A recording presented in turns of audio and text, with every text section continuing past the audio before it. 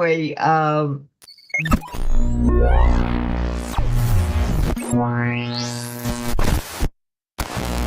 Ladies and gentlemen, welcome to Trail Mix, where the nuts might be a little stale, but the company is always fresh.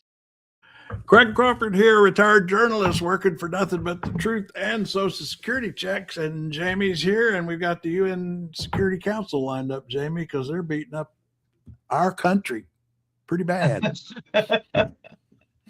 Our country's getting a drubbing at the United Nations Security Council right now. I think we're drubbing it pretty good ourselves, I guess. This first speaker is the Undersecretary General, but she's actually reading the Secretary General's statement, and she gave a pretty. This statement is pretty rough on the United States. Mr. President, members of the Security Council, we meet at a grave time. We hear that all right? 3 January Yes. United States military action in the Bolivarian Republic of Venezuela. The broad outlines of the events of Saturday have been widely reported. Early that day, U.S. forces were active across Caracas and in the northern states of Miranda, Aragua, and La Guaira. And we can talk while Extent we're of watching these casualties things. resulting from these actions If we get remains distracted. undetermined. Or have something In to a say. statement on social media on Saturday, I just wanted But I to wa- be able Trump people announced to the hear conduct her. of a, I quote, large-scale strike against Venezuela and its leader, President Nicolas Maduro, end quote.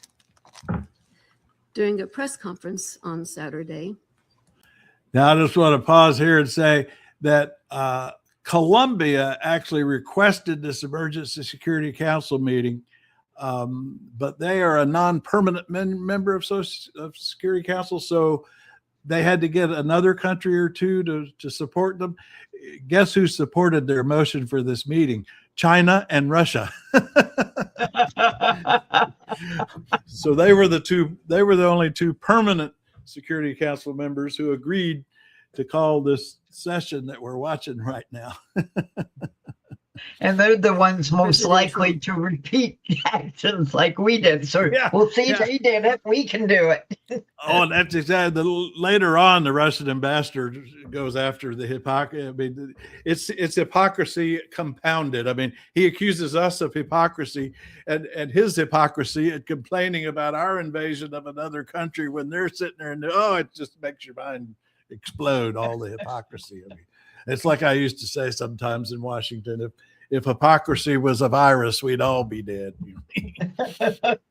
stated, Well, and the Here- truth is and I that quote whole again. area around Colombia and Venezuela, yes, it's being run by criminals, and yes, it is one of the most dangerous places on the planet. You know, Yep. Hey, Dungon's in the house. Oh, look over there. Venture and demotion for Patriot Mark Kelly. What? Demotion? What's Dungon talking about? Dungon? Mark Kelly got a demotion? What? huh. Censor and promote. Oh, he got censored? I'm not up to speed on whatever that is. Well, let me find out. All right. Dungon, we're going to play a little more here of the UN Secretary General's statement. It's Hegseth again. Oh, Hegseth has censored him and demoted him. Oh, okay. He moves to demote Mark Kelly over illegal orders video. It's Oh, geez. part of that gang that made the video reading Oh, the yeah. actual law. Yeah, You telling can't soldiers to obey the law. Yeah. Yeah. Well, I mean, he's all they're calling- doing is giving Mark Kelly a platform. I mean, Mark Kelly's had a field day with this. I mean, some people say he wants to run for the Democratic nomination going forward. This is helping that out, I think. And Dunn says that the MDs catch up later. Now, I'm a little bit of a dumbass when it comes to abbreviations. So I don't know what MDs at the MDs.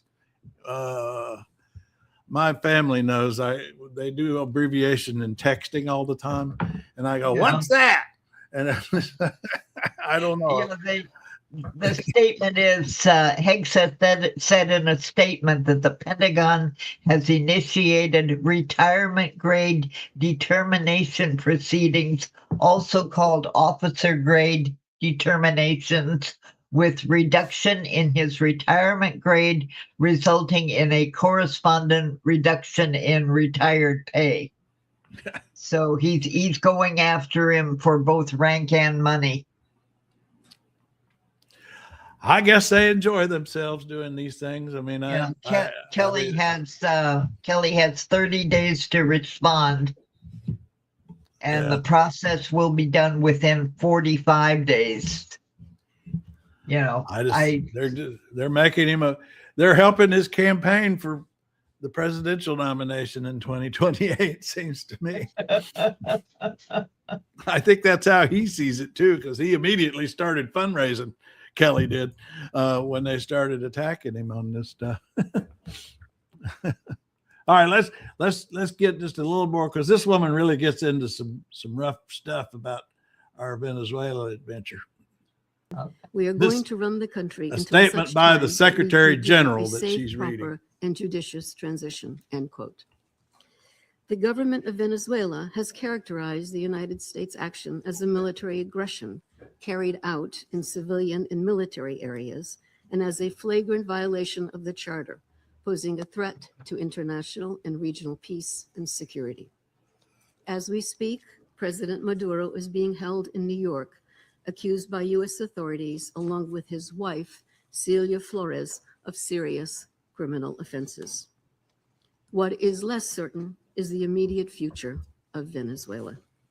I am deeply concerned about the possible intensification, the instability in the country, the potential impact on the region, and the precedent it may set for how relations between and among states are conducted.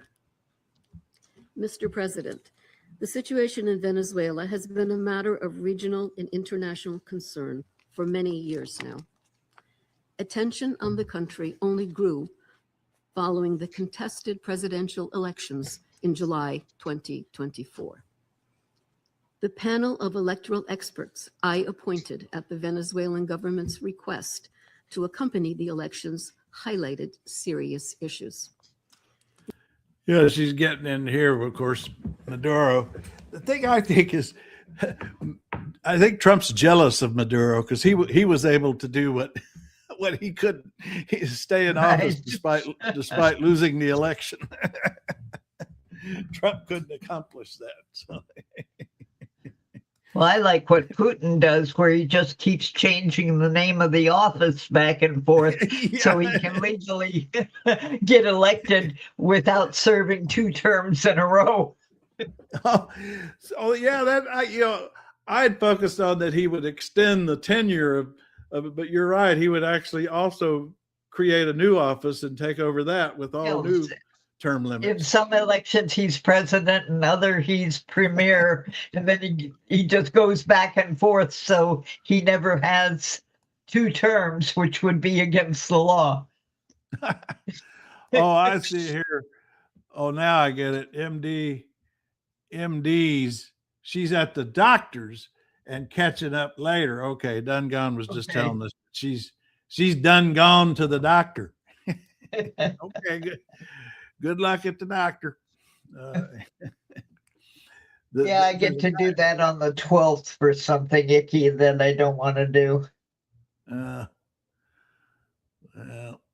let's see. I'm gonna get up to this now. This Jeffrey Sachs guy, you looked him up later. I will play a little bit, but tell us a little bit. What was it we found about him? He's a Columbia. He's a professor at Columbia and decidedly no friend to Trump. Yeah.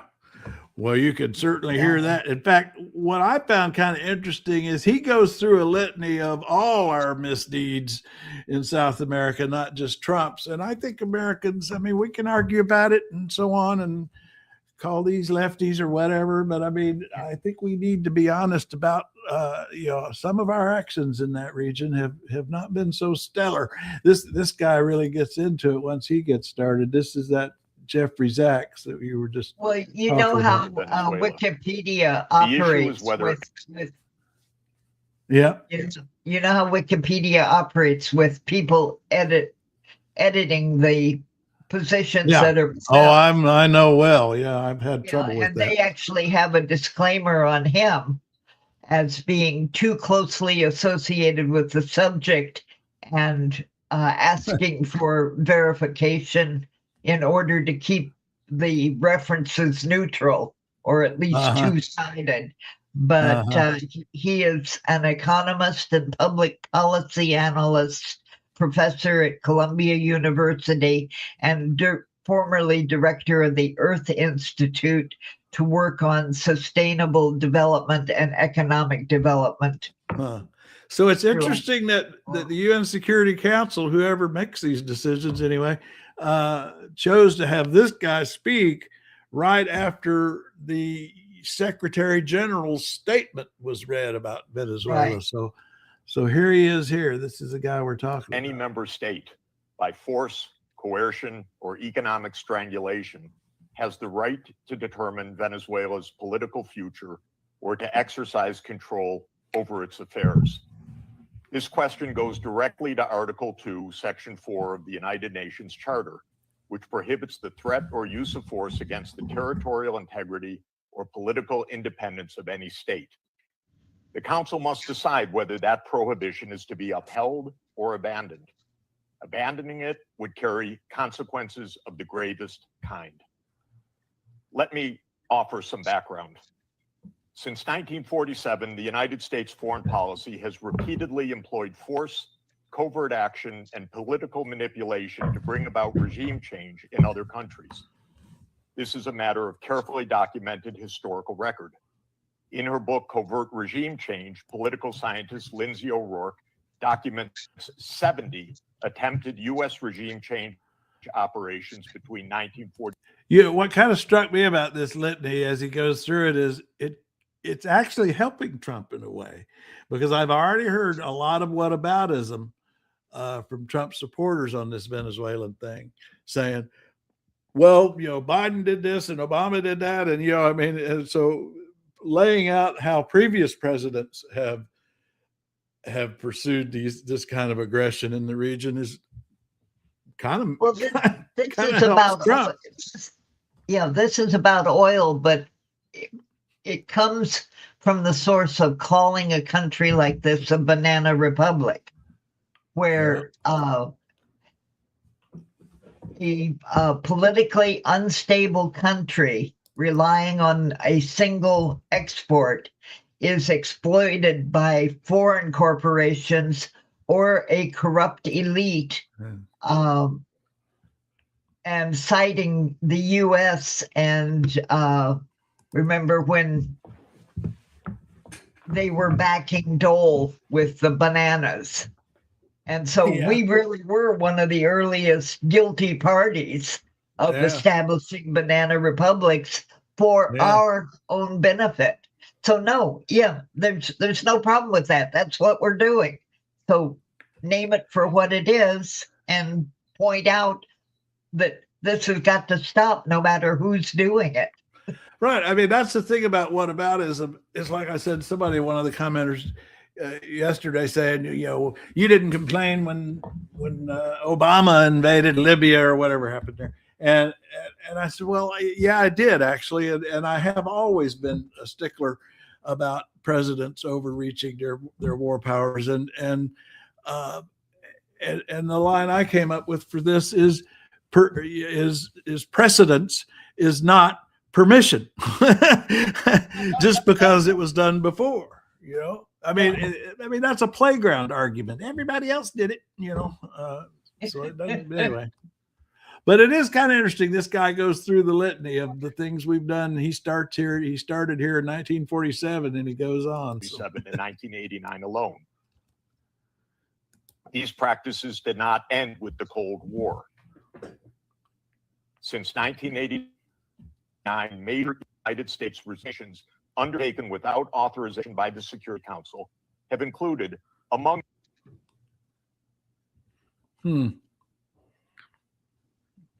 I think their feed, let me move it up a little. warfare.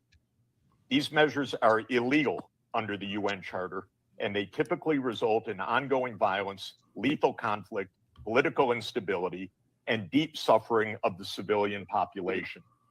The recent U.S. record with respect to Venezuela is also clear. In April 2002, the U.S. knew of and approved an attempted coup against the government. In the 2010s, the United States funded civil society groups actively engaged in anti-government protests. When the government cracked down on the protests, the U.S. followed with a series of sanctions. In 2015, President Barack Obama declared Venezuela to be, and I quote, an unusual and extraordinary threat to the national security and foreign policy of the United States.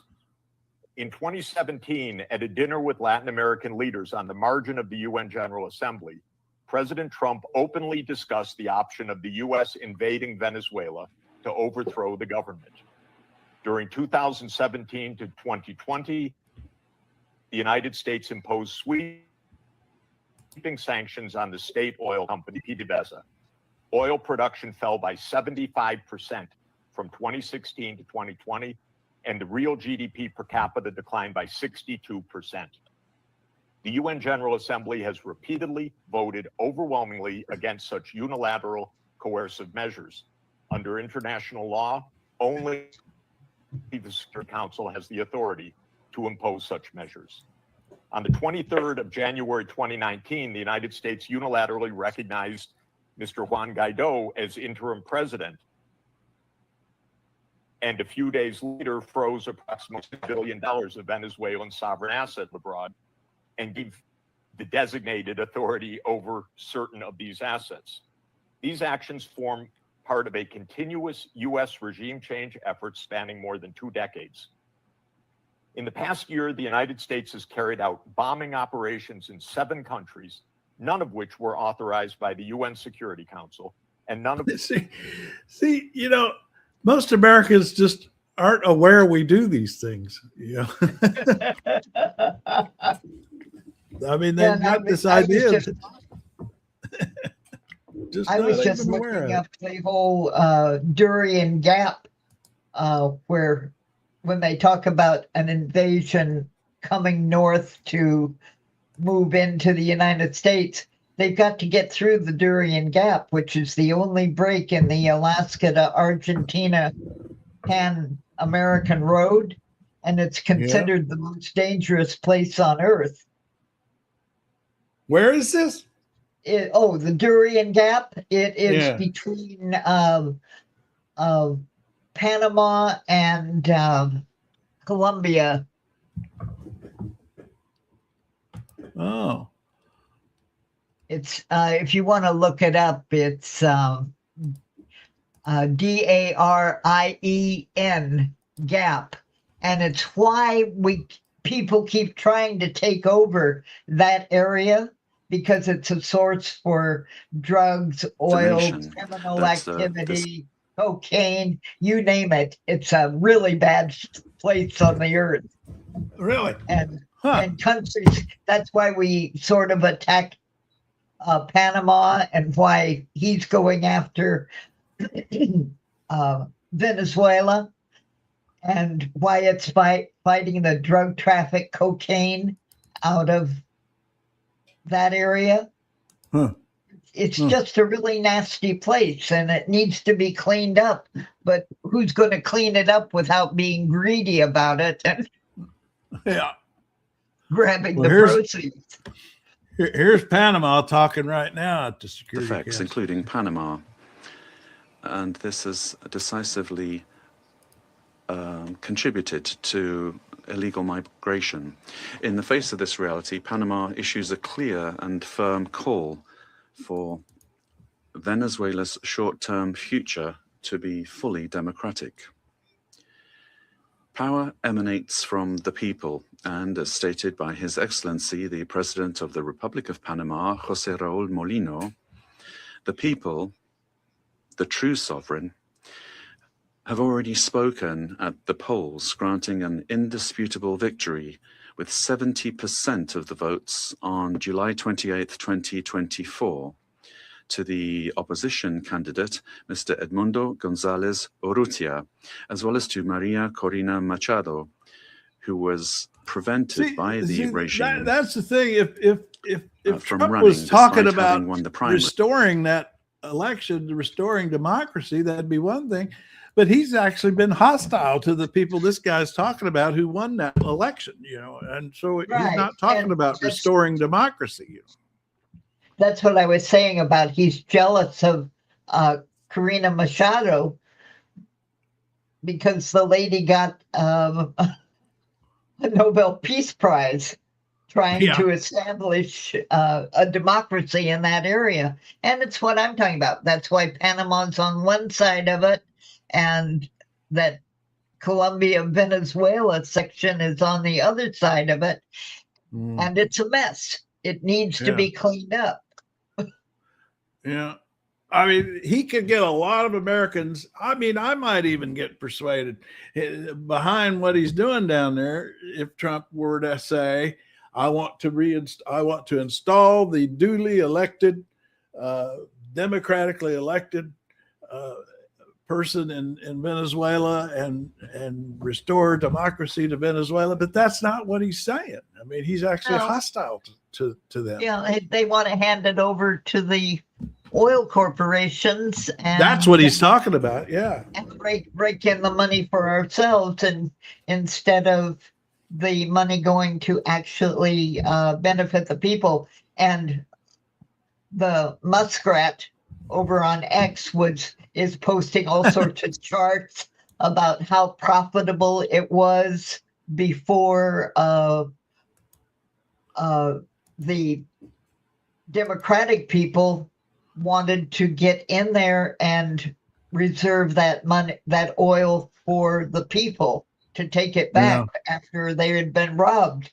So, it's dictators are us trying to organize the world. I noticed, I had it here somewhere. Musk put up a picture, I guess sometime over the holidays. He had a nice dinner with Trump and Melania. He posted a picture of himself having dinner with her. It looks like they've made up. Yeah, and right under there, you should see a graph he put up about profits in the area and why the poverty was so prevalent because of, his hate on socialism. Now here's this guy, Paul, who likes to put these emojis up that I can't really see. What is this? I see game over, one of the emojis says. Okay. All right. Oh, Paul, we'd like to we like to talk, but all you do is put up billboards and we were just going on about the problems that exist in the area that, yes, we know they're there, but Trump isn't fixing them. I mean, Paul is he's a wordsmith. He identifies as non-binary. That is kind of funny. I'll give you that. And what are your pronouns, sir? Yeah. I mean, one of the more stupid things that liberals have come up with. Yeah, I have to say, I have friends in their workplaces where they have to, and they're liberals, and they have to deal with the pronoun thing, you know, and it's just it's so difficult in a conversation to refer. What gets me is the grammar of referring to an individual person as they. It's just so confusing, you know, to use a plural pronoun for an individual person. That's where I just get hung up. It has nothing to do with ideology or political correctness or anything. It's just grammatically, I get very mixed up. Well, I still think mankind refers to women Yeah. as well. You know? Yeah. But then I'm an old fogey at times. Well, you know, that reminds me, I got out after watching the Ken Burns series, I loved how he so often ran quotes of my favorite, just about my favorite founder is guess who right here. There's Abigail Adams. She's talk about brilliant ladies who probably should have been running the government. She did her best through John, but yeah, and one of her great quotes, just going to what you said, is where she talked about remember the ladies when she wrote him during the Constitutional Convention, and they were writing the Constitution. He ignored her, but she wrote and said, remember the ladies, you know, and made some sort of veiled threat. If you don't give us women rights, we'll start our own revolution. She said some pretty rough stuff, but she didn't really follow through on it. My favorite from her is all men would be tyrants if they could. Okay, now I think we finally gotten Paul to actually talk to us. All right, let's see now. Instead of just billboard bumper stickers, let's talk about a lot of Venezuela oil going to Russia and China. Not anymore. Thanks, Trump. Well, now I'd like to see some facts on that. I mean, I don't know. We might call in and ask AI about that in a minute. Let's see. But I mean, if that's the case, does Russia actually need oil from Venezuela? I don't know. Oh, there's Jack. Jack, I owe you a huge apology. Hey, listen, it happens to me too.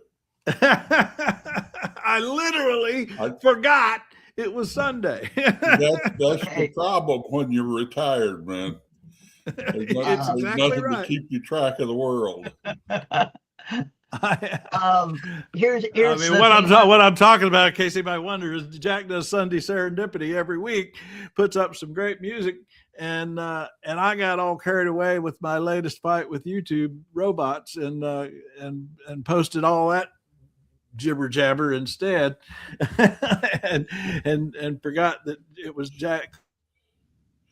Okay, Venezuela doesn't send hardly anything to Russia, only about 0.2%.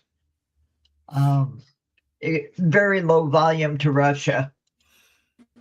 Russia's an exporter, not an importer of oil. Now, China is probably importing some. Yeah, China is a major buyer, primarily through loan for oil deals and debt repayment, with shipments mainly going to independent teapot refineries. So China, do you think China's doing their Belt and Roads with Venezuela, where they're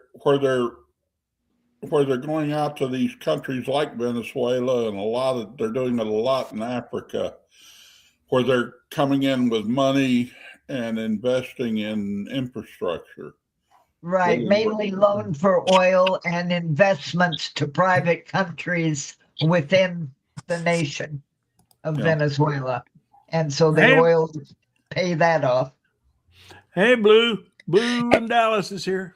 Oh, I was just actually trying to see what like Denmark and what the people were saying, because I couldn't find it anyplace else. I was hoping to find it here. Oh, I had I actually did a video about 3 or 4 weeks ago on Europe's reactions to various things, and they had a poll where 60%, it was in the low 60% of the Danes had been asked what was a bigger threat to their national security, the United States or North Korea. And over 60% said the United States. Well, North Korea is almost negligent for. Yeah, it was kind of an unfair question because I don't think they have any real direct threats from North Korea. Yeah, anyway. But and we have actually talked about invading part of Denmark. So, well, Trump yesterday in that Air Force One thing, I mean, I've seen some video of it now. I just heard audio yesterday. I mean, he said some incredible stuff. he rattled his sabers on Greenland 5 times in that. I mean, he's absolutely obsessed with Greenland. Well, it's going to happen, and I wonder about that. Little meme that Stephen Mittler's wife put out of Greenland with the American flag superimposed over it, and just the comment "soon."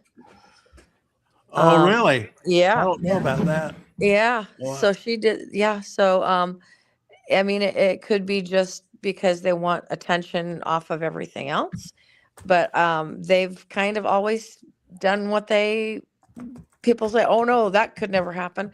It's going to happen.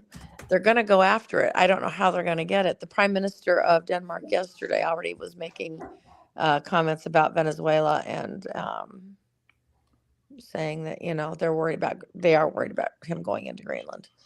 Yeah, her comment is, I have made it very clear where the Kingdom of Denmark stands, and Greenland has repeatedly said that it does not want to be part of the United States.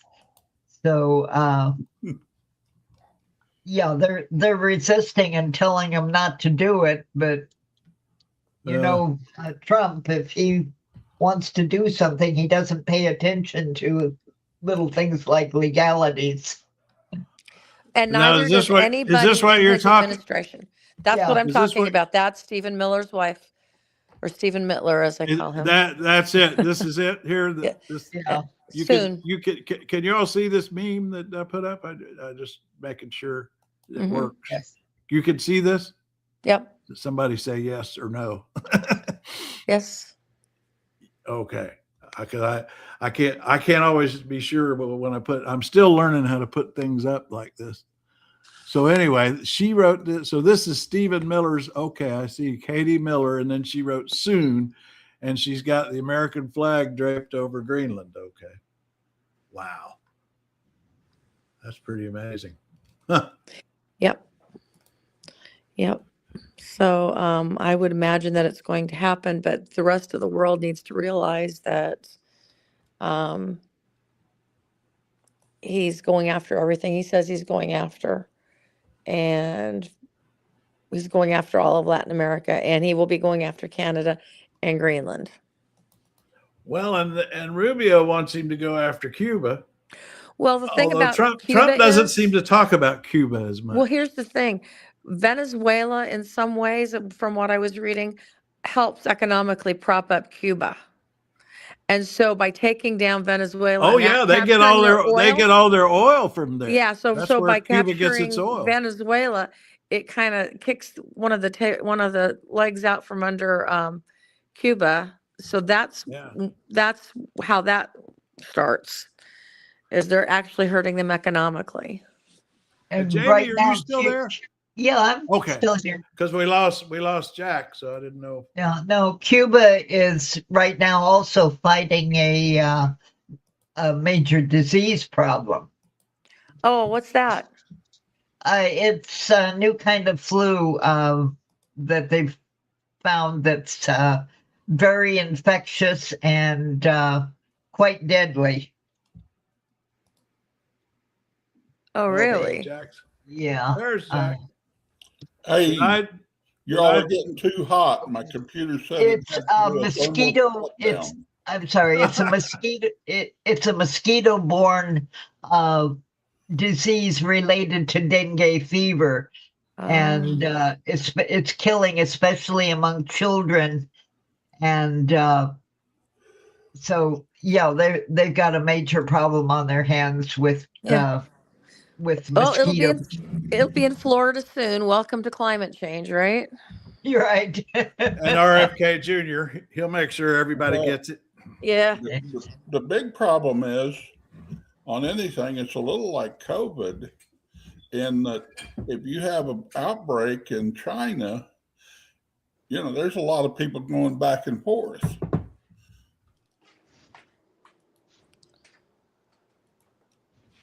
Yeah, but let's face it, mosquitoes can hitch a ride just about anywhere in the globe. Exactly. Particularly if they export fruit. Right. Speaking of that, Well- I got a problem with fruit flies. Have y'all ever had fruit flies? Yeah. Oh, yeah. We've had an attack of fruit flies lately, and it's weird. I've never experienced fruit flies before. They don't do anything or hurt you, I guess, but they're annoying. They are buzz annoying. around. I You just can get had them one ar- fly right there. Look something up on do a Google Oh, search or something. I've already asked my AI. He told me to Soup, get soap and vinegar. vinegar. What kind of vinegar? Apple cider vinegar And some and soap. detergent. Yeah. And just regular old detergent, and cover it in plastic and poke holes in the plastic. Yep. They'll go in and they can't come out. Yep. Yeah. Vinegar is one of nature's great substances. It cleans almost everything. Oh God, yeah. I mix it with baking soda and clean and clean my oven, my stove top. Yeah, Pour that on there, leave it, and then wipe it off. Takes the grease right out. Vinegar with salt in it is a natural scrubbing agent. Ah. You can use that like on tiles and everything without doing any damage to them. Trail mix turns into hints from Heloise. Yeah. Did we lose Jack again? We did. His Jack- computer was heating up, he said. Just like my phone Well, heats there. up sometimes, and I have to just hop on out because my phone heats up. I wonder why that is. France is. I've got this UN Security Council on in the background, and France is talking right now. Let's see what. I bet everybody's yelling at us. With responsibility as members of the Security Council chips away at the very foundation of the international order. Contravening the principles of the Charter, including the principle of respect for independence and the territorial integrity of states, undermines the foundation of the United Nations and weakens international peace and security. France remains faithful and committed to respect for the Charter of the United Nations and of the principle of peaceful dispute resolution. We have an obligation to uphold these principles at all times and in all places. Respect for these principles is indispensable. Mr. President, France wishes to reiterate our commitment to respect for the will of the Venezuelan people. The transition, which is currently being opened up for Venezuela, needs to be peaceful and democratic and carried out in a manner which respects the choice of the Venezuelan people, a sovereign people. This transition must be led by and for the Venezuelans. France stands ready, alongside states in the region and our partners at the European Union, to uphold dialogue with a view to the restoration of the free, democratic. See, that's the thing we were saying earlier is it's the same as true with the European leaders and with the American people. If he was talking about restoring democracy in Venezuela and restoring and putting in power the people they elected last year, I think you'd get a lot of support internationally and here at home. But that's not what he's talking about. He's talking about putting the oil companies in charge. Well, and I posted something about the Venezuelan ambassador to the U.S. was a former Exxon lawyer in Venezuela, and then when the oil got nationalized in Venezuela, he decided he would turn to politics. So anyway, Trump made him accepted his ambassadorship in 2019. So this is like an ongoing thing. It's all about getting the oil and now the minerals, because they don't, that's the other thing, is minerals are very important too. But who was it? Oh, Jeffrey. Oh, what the heck is his name? He was on a podcast. He's a political guy. Jeffrey Sachs. No, that's not it. Anyway, he said basically, now we see if this gives Netanyahu the impetus basically to bomb Iran, to go into Iran. He thinks maybe that, and he thinks the whole thing is just waiting to go up, because he thinks that Israel's going to go bomb Iran now, and there's nothing to keep China from going into Taiwan, and it's just going to be a mess.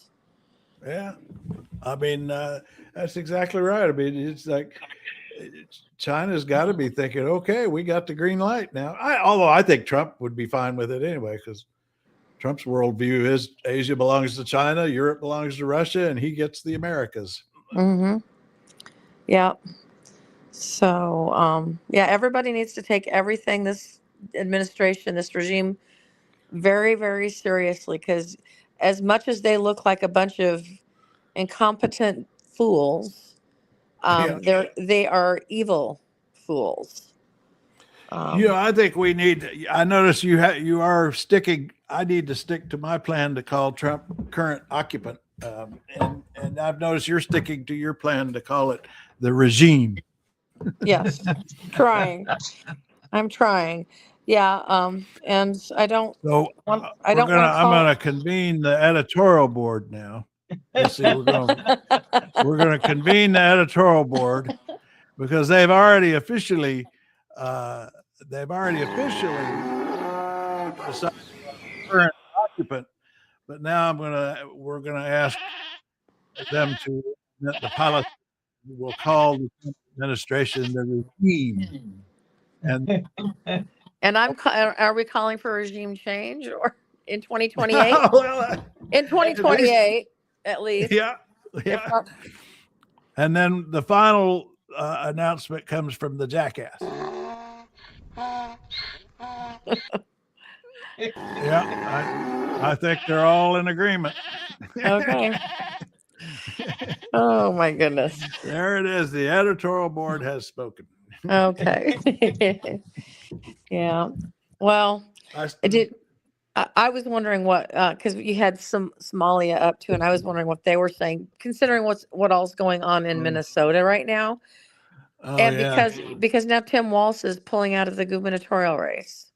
Yeah. And I just saw that before we started this. I feel so bad for that guy. I don't think he has much. I mean, he's just snake bit. I mean, I don't know. I thought he was a good guy, and I hate to see him leave the stage, but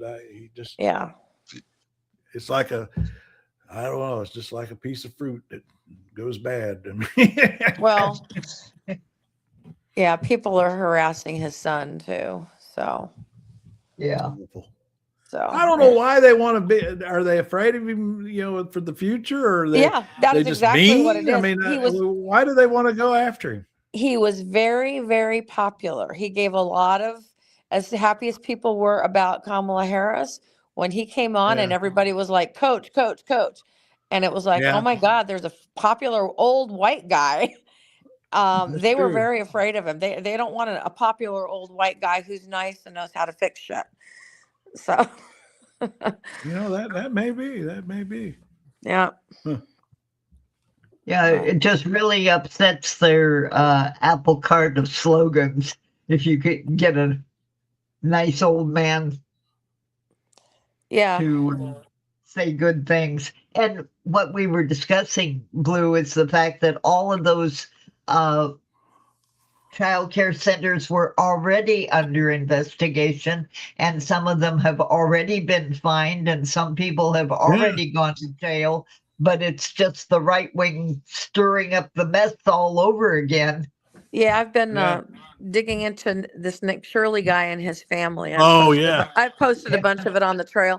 It's like, they look like a fine bunch as well. So he went over there he wants to be Charlie Kirk, basically. I think he wants to be the next Charlie Kirk. Oh yeah, there's a big competition for that posting. And I don't know if Charlie Kirk. the widow Kirk is the judge or if she's planning to just step on in, because her background and her family's background, my goodness, it is something else. It doesn't. It's odd in a way that Jeffrey Epstein's family is or Jeffrey Epstein's rise to power and his access to becoming a professor at a really fine school, and his interactions with Bill Barr's dad, and all of his stuff is like really weird, and the same way that Erica Kirk's is. I swear to God, something's going on there. I don't know what it is yet, and I don't know that. Is this what you're talking about? This piece you've got on Trail Oh Mix yeah, right here? that's Nick Shirley's mom. Yeah, that's Nick Shirley's mom. Yeah. Oh, that's who that is. Yeah, she was another one that she would go down and she was like an anti-masker and an anti-vaxxer and all that kind of stuff back in the day. So she was doing that before her kid was. Yeah, I noticed that Nick Shirley's the one that started all this. He went to one of the child care places after hours when they weren't even open, is my understanding. Yep. And tried to say that they were a defunct organization that didn't exist, and were getting all this federal money, and they weren't even open. I mean, and it was like it was the holidays. It's because daycares stay closed on the holidays because people have off. But now the thing is they've pulled federal funding from daycares in all 50 states, which hurts women, which is another thing that's in Project 2025 is we got to get women out of the workforce. Yeah. And one way we do that is to make them have babies and make them stay home with them. So well, as long as the white women have babies, that's yeah. Well, I think that they plan on basically using these for-profit prisons as work farms for non-white people and also for dissidents who may be white. So, that's the plan. Is I mean, it's there. So, what happened to Jack? Well, I'm glad he got here so I could give him my formal apology for blowing off Sunday Serendipity. Oh, Sunday. Wow. But I guess he's having computer issues. I don't know what would happen with his computer. I don't have this issue. I don't know what is meant by computers getting hot. Like physically hot. Like physically hot. Yeah. I have to bow out, gang. Talk amongst yourselves. Love you both. Okay. Bye. Yeah, I'm glad. Are you going to get to the pool tomorrow? I have to wait on notice that they found the parts and have water circulating again. All right. Well, talk to you later. Bye, Jamie. Get to the pool. Talk to you later. Well, we're about to finish up the hour anyway. I'm trying to hold these to an hour. Yeah. I've got a couple of fun stuff to play. Oh, let's go back and see who's talking at the. Oh, Venezuela's talking now. Let's get Venezuela in the minute. Let's see. Before coming to the substance of our statement today, I think we need to make an institutional clarification. We note with concern that an attempt is being made to present to the Security Council a supposed representative of civil society, a person whose public career trajectory bears the hallmarks of sustained funding from foreign governments and transnational corporations. This has been the case for years, as well as participation in processes of political destabilization and the promotion of institutional breakdown in her own country. The instrumental use of this person to legitimize narratives of confrontation, justify the use of force, or minimize violations of international law does not contribute in any way to the purposes of this Council or to the strengthening of multilateralism. On the contrary, it erodes the credibility of the debates and distorts the Security Council's mandate entrusted I'm not with the sure what he's maintenance of talking international about. peace and security. We got in a little late, I guess. Mr. President, on January 3rd, 2026 is a date of profound historical significance, not only for Venezuela, but for the international system as a whole. On that day, the Bolivarian Republic of Venezuela was the target of an illegitimate armed attack lacking any legal justification by the government of the United States of America, which included bombing of our territory, the loss of civilian and military lives, the destruction of civilian infrastructure, essential infrastructure, and the kidnapping of the constitutional president of the Republic, Nicolas Maduro Moras, and the First Lady Celia Flores. I noticed they say Venezuela constitutional president, today, not elected president. Yeah. with a deep conviction that international peace can only be sustained if international law is respected without exception, without double standards, if you're holding the and office without selective interpretations. illegally, you're still constitutional. The events of January 3rd constitute a flagrant violation of the UN Charter perpetrated by the US government, in particular, the violation of the principle of sovereign equality of states, of the absolute prohibition of the use or threat of use of force against the territorial integrity or political independence of any state, as enshrined in Article 2, Paragraph 4, and a violation of the duty to settle disputes by peaceful means. Similarly, these acts also seriously violate the Geneva Conventions and its protocols, as indiscriminate attacks were carried out against the civilian population and assets.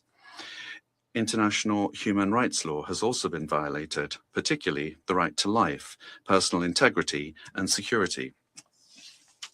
Of particular seriousness is the kidnapping of the President of the Republic by the government of the United States of America, which constitutes a direct violation of an essential norm of the international legal order, namely the personal immunity of heads of state in office.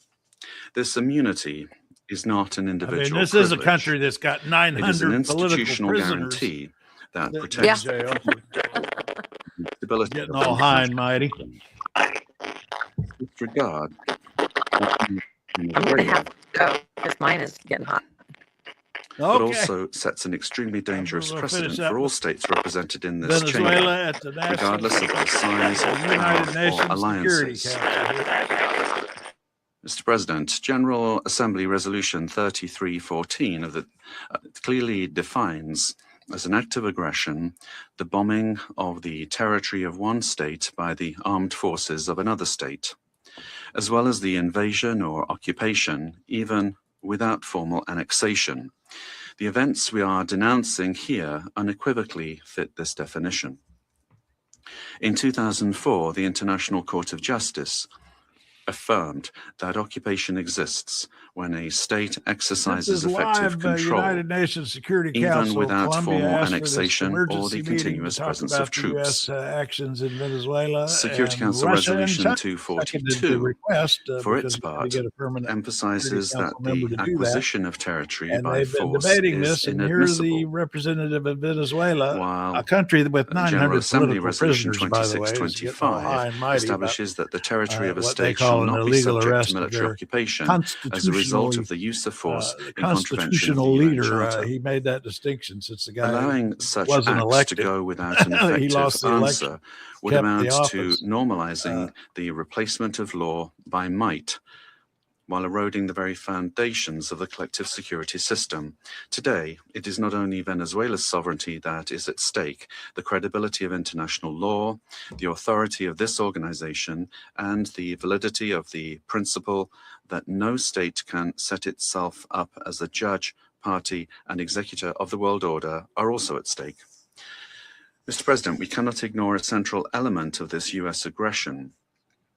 Venezuela is the victim of these attacks because of its natural resources.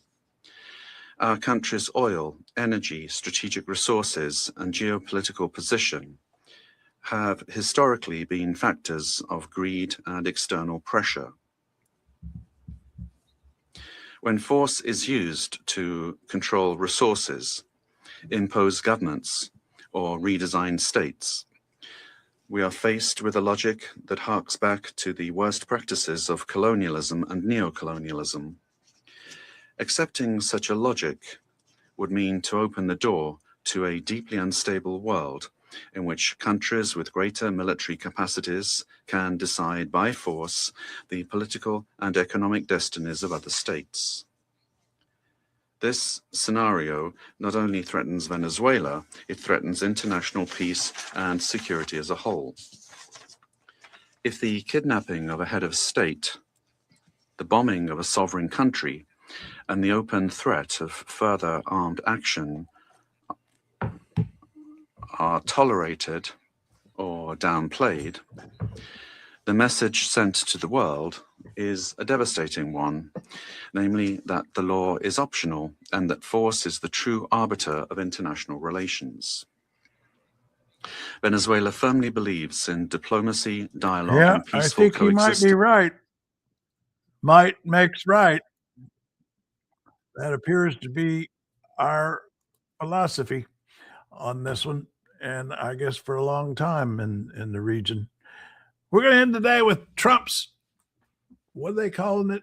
Monroe for the Monroe Doctrine. You know, the Monroe Doctrine, James Monroe, way back in the early 1800s, as president said, the Western Hemisphere is ours, everybody else stay out. His point, however, was more foreign intervention was opposed in the Monroe Doctrine. It didn't say we take over those countries ourselves, even though we have done a little bit of that over the years. And so I lined up Commander Context. You know, we've had him talking a lot about Ukraine and Russia's invasion there and their designs, Putin's designs on the rest of Europe. He's been giving us a lot of context on that. So to end us out here today, I asked Commander Context to do us a little piece on how he sees the Monroe Doctrine. 200 years ago, James Monroe told the world, the Western Hemisphere is off limits. It was a keep-out sign. The new Monroe Doctrine, it ain't a keep-out sign. It is an eviction notice. We aren't just guarding the neighborhood anymore. We're kicking down doors to remodel the kitchen. They call it strength. I call it overextension. When you turn your neighbors into subjects, you don't get allies. You get inmates. Securing the hemisphere is smart, but trying to own it, that is just buying a bigger target for your back. Okay, I'm Lady Mau Mau, Craig's built-in emergency brake. If this wasn't enough for you, sign up for the newsletter. It's free, it's thoughtful, and it occasionally makes sense.